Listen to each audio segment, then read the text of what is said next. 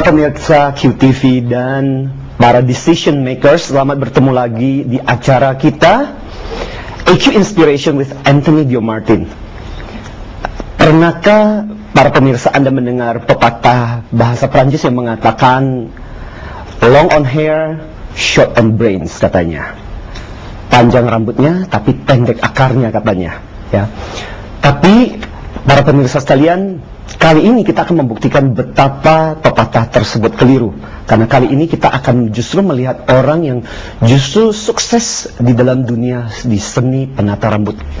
Dan dengan berbagai deret penghargaan yang pernah beliau terima, orang seringkali menyebutnya sebagai pria 4P. Seorang penata rambut terkenal, seorang pengajar, seorang pebisnis, dan seorang penulis juga. Siapa dia kalau bukan lagi Pak Rudi Hadiswarno. Pak Rudi Hadiswarno, ya, terima kasih untuk kehadirannya di acara kita, Pak. Sama-sama. Ya, para pemirsa, ada beberapa deretan prestasi yang luar biasa yang dicapai oleh Pak Rudi yang bisa menjadi motivasi buat kita, yang akan menjadi bahan perbincangan kita ke depan selama kurang lebih 30 menit ke depan ini. Beliau adalah orang yang mendapatkan penghargaan penghormatan atas segala prestasinya di dunia tata rambut di Intercover World Congress, dan di tahun 1981 pernah menjadi President of Intercover Indonesia dan menjadi Vice President di Asia. Di tahun 1984 pernah mendapatkan penghargaan Satya Lencana, dan di tahun 1998 merupakan salah satu orang Indonesia yang tercatat di dalam Who's Who in the World tentang orang berjasa di dunia di dalam bidang keahliannya masing-masing. Ya, dan sekarang sudah hampir punya 440 outlet di sekolah dan salon kecantikan. Wah, Pak Rudi, ini sebuah prestasi yang sangat luar biasa sebagai putra Indonesia, Pak. Dan ngomong-ngomong, katanya sekarang juga sedang mengembangkan kompetensi untuk penata rambut di Indonesia, Pak, ya, sekarang ini, ya, Pak, ya. Ya, betul. Jadi kan sekarang ini kan memang banyak dibutuhkan untuk mengirimkan tenaga kerja Indonesia ke luar negeri, ya kan, dimana selama ini kan yang dikirimkan umumnya pembantu rumah tangga atau tukang-tukang pekerja kasar, gitu ya. Jadi pemerintah juga memikirkan bagaimana untuk mengirimkan tenaga kerja yang lebih tinggi, gitu ya, tingkat keahliannya dan sebagainya. Oleh karena itu bersama dengan Departemen Tenaga Kerja dengan BNSP, saya diberikan tugas untuk menetapkan standar kompetensi dari para penata rambut Indonesia. Dengan tujuan apabila mereka nanti keluar negeri, mereka sudah punya satu certifications yang diakui seluruh dunia, itu di bawah tentunya pengawasan ILO. Wow. Nah, Pak Rudi, kalau orang mengenal seorang Rudi, artinya katanya di Indonesia ada 5 Rudi yang terkenal, katanya. Ada Rudi Habibie, mantan Presiden Indonesia, Pak B.J. Habibie, kemudian ada Rudi Hartono, katanya. Ada Rudi Khairuddin, kemudian ada Rudi Salam, aktor, kemudian ada yang terakhir ada Rudi Hadiswarno, katanya, Pak, ya. Nah, saya mungkin tertarik untuk di dalam kesempatan ini khusus berbicara mengenai bagaimana perjalanannya sukses dari seorang Rudi Hadiswarno dibandingkan dengan Rudi yang lain dalam meniti karir sampai bisa menjadi seperti sekarang, Pak. Mungkin bisa diceritakan sekelumit apa sih sebenarnya yang mendorong, motivasi yang membuat sampai bisa menjadi seorang Rudi bisa menjadi seperti sekarang, Pak? Ya. Jadi sebetulnya saya mulai belajar rambut di tahun 67. 1967, kemudian saya mulai buka salon di tahun 1968, ya. Jadi 40 tahun yang lalu, ya. Itu sudah cukup lama. Nah, dikala itu memang tidak terlalu mudah, ya, untuk jadi penata rambut. Jadi kenapa saya jadi penata rambut? Karena waktu itu saya harus kuliah, dan saya waktu itu mau kuliah di Trisakti, ya. Jurusan arsitektur. Jadi sempat ambil di latar belakang arsitektur juga, ya. Dan saya butuh untuk biaya kuliah, ya. Harus cari biaya kuliah sendiri. Kemudian kebetulan ibu saya dulu itu punya salon di rumah waktu kami masih kecil, sehingga saya tahu bahwa apabila saya buka salon, itu salon bisa dilakukan dengan sebagai profesi paruh waktu ya. Jadi sambil sekolah, saya bisa sambil buka salon untuk cari uang untuk biaya sekolah. Sehingga waktu saya putuskan, kenapa nggak belajar rambut saja, sehingga saya bisa buka salon di rumah, di sela-sela kesibukan saya kuliah. Itu ya. Tapi memang pada waktu itu jadi penata rambut nggak gampang ya. Banyak pandangan miring dari orang. Betul, saya bisa membayangkan apalagi di tahun 1960-an seorang pria jadi penata rambut itu agak-agak aneh pada waktu itu ya. Tapi saya ingat waktu itu ayah saya dan ibu saya berkata, sepanjang kamu lakukan dengan keyakinan dan kamu tahu goal apa yang kamu inginkan, lakukan aja gitu. Ya, mereka malah mendukung saya untuk bisa terjun di profesi ini. Dan itulah yang mendorong saya punya motivasi untuk dengan satu tekad yang kuat untuk belajar rambut, kemudian buka salon, dan juga menjadi satu dream untuk menjadi seorang penata rambut yang terbaik, kalau bisa ya, yang terbaik bukan hanya di Indonesia tapi kenapa tidak di mancanegara juga. Betul, dan Anda sudah membuktikan yang luar biasa Pak Rudi ya. Pak Rudi, waktu ketika perjalanan menjadi seorang Rudi seperti sekarang, apa sih tantangan kesulitan yang dulu pernah dilewati, yang terberat yang pernah Anda alami dalam hidup Anda, Pak? Ya, yang pertama adalah untuk di dalam negeri ya, bagaimana mencari tenaga kerja yang kompeten kembali, karena ini bisnis jasa di mana yang terutama adalah bagaimana menciptakan tenaga penata rambut yang kompeten untuk bisa memproduksi tatanan rambut yang bagus ya.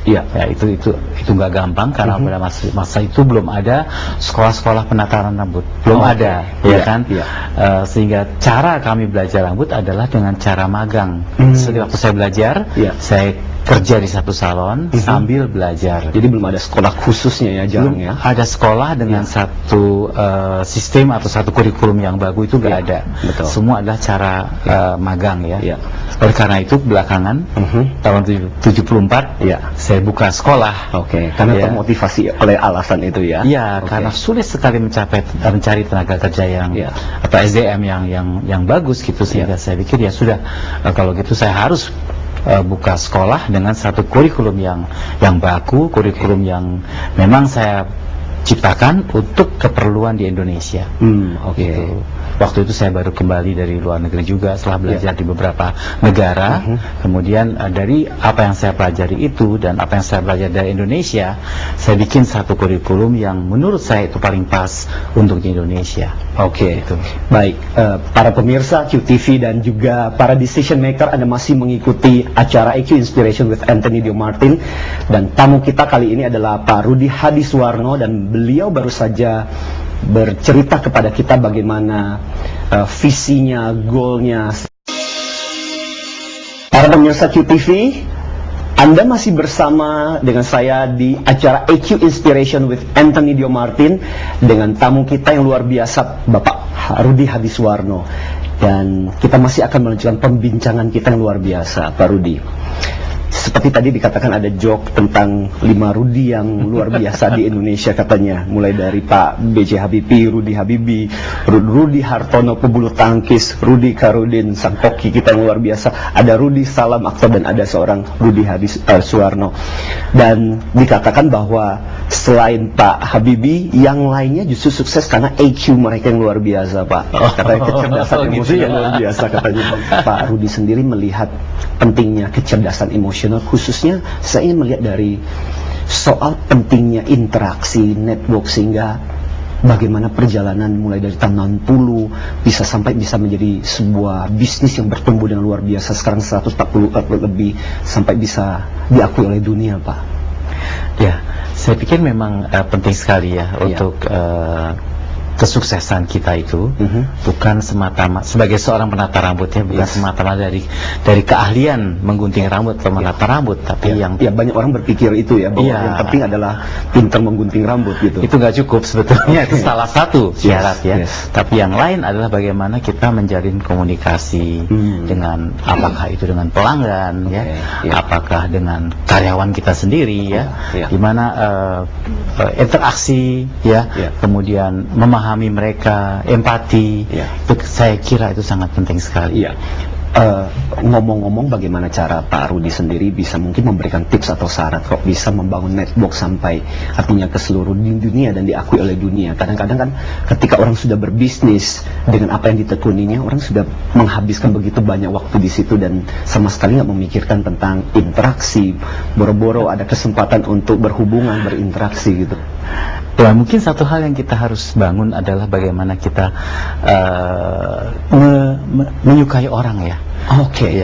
Kita sebagai as a person we have to love other people.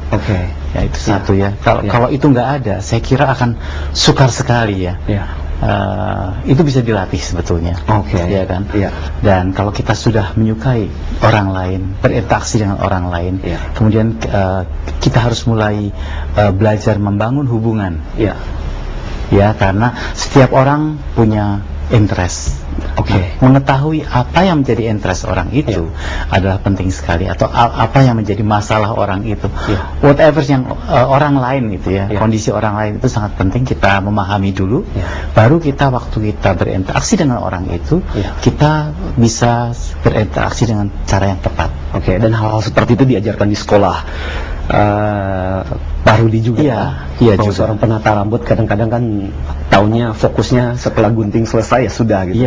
Kadang-kadang kan pelanggan kan macam-macamnya dengan segala macam permasalahan hidup mereka. Kadang-kadang mereka juga curhat gitu kan di salon Bagaimana menghadapi itu? Kita menampung saja tanpa menyebarkan ke tempat lain dan memberikan empati, memberikan reaksi yang tepat kepada mereka sehingga mereka itu merasa mendapatkan perhatian, merasa dimengerti, dipahami. Saya kira itu salah satu kunci sukses. Apa kepada pelanggan maupun pada karyawan sendiri juga sama sebetulnya itu. Dan yang sampai sekarang ini boleh dikatakan ada 4 segmen yang sekarang Pak Rudi masuki ya. Betul. Dan saya pikir itu kan betul-betul sebuah strata masyarakat dengan pergaulan berbeda-beda, mulai dari yang segmen pasar yang the have yang paling tinggi, kemudian yang menengah, yang masyarakat yang biasa, remaja bahkan ada yang punya ada salon untuk khusus untuk yang people gitu, kemudian ada yang kelas untuk yang anak-anak buat gitu anak-anak Dan saya bisa membayangkan betapa untuk memasuki segmen itu kan butuh kecerdasan secara khusus gitu. Butuh pelatihan khusus buat para karyawan kami, karena menghadapi segmen yang atas dengan pelanggan orang-orang kalangan atas itu sangat berbeda dengan menghadapi pelanggan dari kalangan menengah, ibu-ibu bahkan berbeda sekali menghadapi atau berinteraksi dengan para pelanggan remaja, apalagi anak-anak juga butuh pelatihan khusus. Oleh karena itu kami membagi segmen-segmen salon kami dengan berbagai brand yang berbeda. Ada Rudi Hadiswarno untuk segmen A, Salon Rudi untuk menengah buat kaum ibu dan bapak, Brown Salon untuk remaja, dan Kiddie Cuts yang buat anak-anak. Saya membayangkan butuh fleksibilitas yang luar biasa secara pribadi untuk bisa berinteraksi dengan segmen-segmen seperti itu ya Pak ya. Betul sekali. Dan itu di-trainingkan, dilatihkan kepada mereka itu itu yang banyak orang nggak mengerti. Banyak orang berpikir bahwa rambut adalah hanya soal bagaimana orang menggunting kemampuan.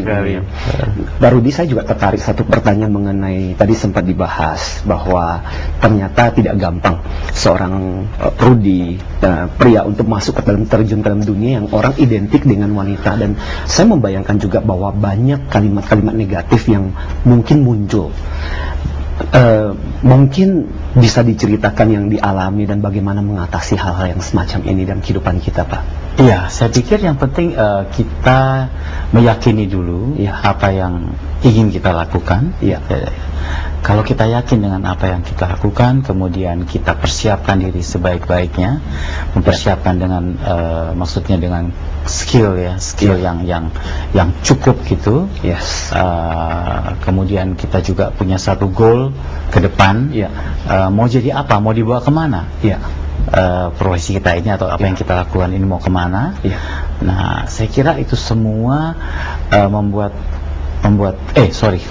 kemudian kita buat satu planning. In 5 years kita mau kemana, in 10 years mau kemana, in 20 years, and seterusnya.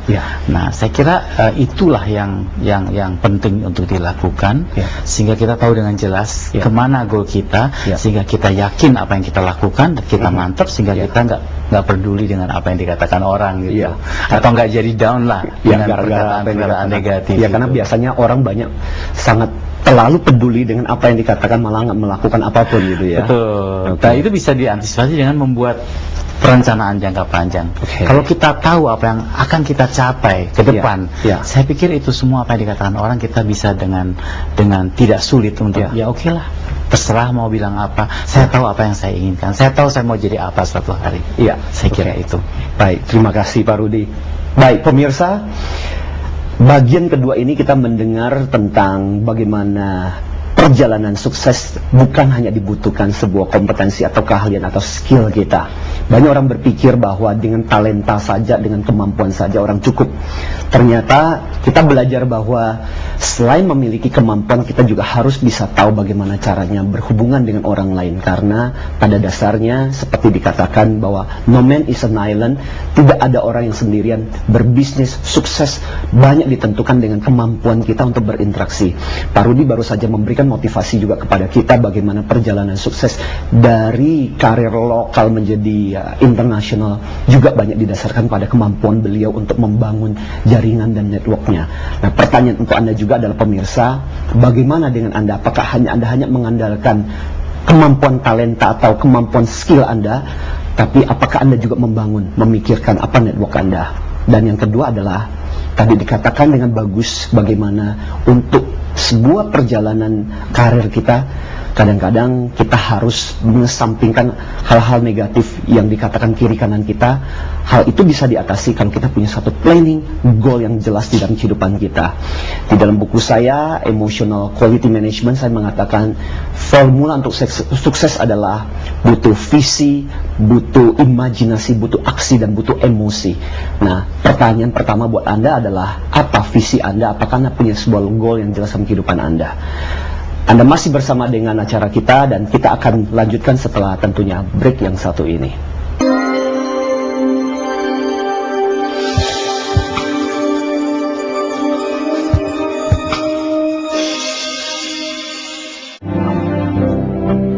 Sebuah program yang akan mengajak kita untuk membahas persoalan bangsa dan negara.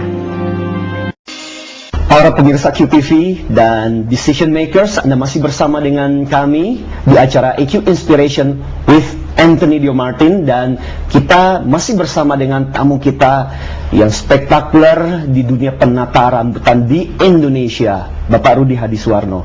Dan mari kita akan lanjutkan pembicaraan kita untuk mengetahui dan melihat lebih banyak lagi motivasi di balik kesuksesannya beliau. Pak Rudi, banyak putra-putri Indonesia yang sebenarnya saya tahu punya kualitas yang luar biasa. Artinya dari sisi kemampuan mereka, dari sisi skill mereka sangat luar biasa. Tapi untuk bisa punya reputasi sampai internasional, saya pikir dibutuhkan sebuah mindset dan kemampuan untuk mendobrak barrier yang luar biasa. Nah Pak, apa saran Anda Pak untuk mereka yang berprestasi tapi kemudian cuma bisa jago kandang gitu loh? Ya, kembali goal kita kemana? Waktu itu saya berpikir kalau saya mau jadi penata rambut, saya akan jadi penata rambut yang terkenal, bukan hanya di Indonesia tapi juga di mancanegara. Itu goal dulu yang pertama. Tapi biasanya kan kadang-kadang, loh, apa bisa, apa mampu? Nah, itu saya selalu mengatakan tidak ada yang tak mungkin ya. Tapi dan kembali, ingat deh iklannya, yakinlah apa yang dikatakan oleh Rudi. Jadi waktu itu yang saya lakukan adalah saya mencoba menjalin network dengan luar negeri, Ya, melalui, kita harus cari jalan ya, melalui distributor satu produk internasional yang saya pakai, saya minta dikenalkan dengan satu asosiasi internasional penata rambut. Oke, jadi satu jaringan kemudian berkembang berkembang ya. Oke. Saya diperkenalkan ke sana, saya jadi member. Kemudian dalam waktu 1 tahun mereka minta saya untuk buka untuk Indonesia, Association untuk Indonesia. Kemudian saya buka, that's why I became the president at the time saya buka di situ. Kemudian, nah disitulah mulai saya punya jaringan internasional saya mulai dikenal. Dan ternyata memang kita orang Indonesia nggak kalah ternyata kemudian saya terima beberapa penghargaan dari Perancis, dari Amerika. Kita boleh pandai, boleh skillful tapi kembali kita harus cari jalan, cari kesempatan supaya orang melihat kita di luar sana ngelihat kita. Itu yang saya pikir yang bisa kita pelajari dari Pak Rudi, para pemirsa, adalah tidak menunggu kesempatan datang kepada kita, tapi bagaimana kita menjemput kesempatan itu ya Pak Rudi. Harus jemput bola harus mengejar. Nah, makanya itu ternyata setelah saya punya network itu, mereka melihat apa yang bisa saya lakukan untuk Indonesia, mereka appreciate dan ternyata toh tidak kalah-kalah dibandingkan dengan kemampuan di luar gitu dan diakui secara luar biasa. Pak Rudi, sebagai kelanjutan dari segmen terakhir kita ini, ada satu pertanyaan juga yang saya ingin tertarik untuk Pak Rudi ceritakan. Mungkin kira-kira ada nggak Pak perjalanan motivasi yang kira-kira bisa menjadi sebuah inspirasi untuk pemirsa kita di dalam membangun terutama bisnis Anda, Pak? Oke, mungkin ada satu cerita yang saya harapkan bisa juga jadi bahan pemikiran teman-teman waktu krisis ekonomi kita di tahun 97 pada waktu itu memang waktu saya mulai di tahun 68 saya buka salon karena lokasi rumah orang tua saya tidak memungkinkan salon segmen A. Saya buka di salon untuk segmen B untuk orang golongan menengah dengan harga yang terjangkau.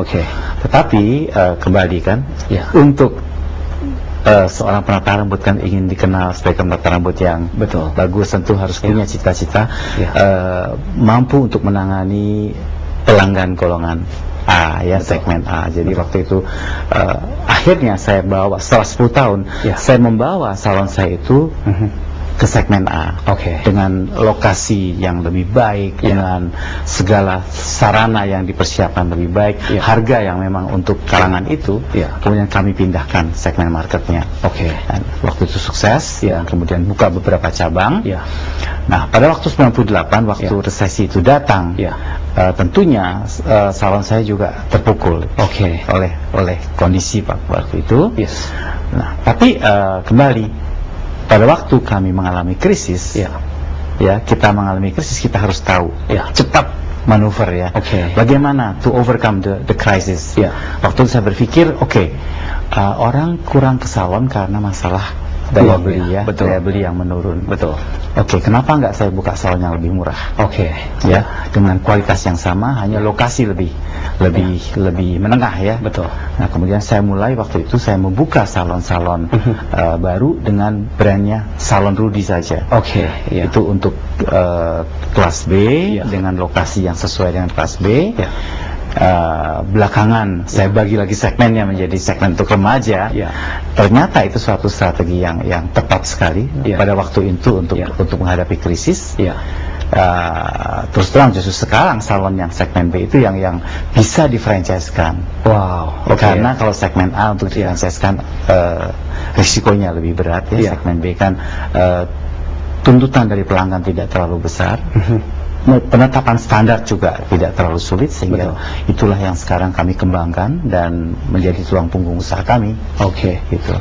Dan yang terakhir adalah soal saya tertarik bagaimana seorang Rudy memberikan inspirasi, termati dimulai dari sebuah salon sampai bukan cuma salon tapi juga sekolah kecantikan, kemudian ada braider, kemudian ada spa.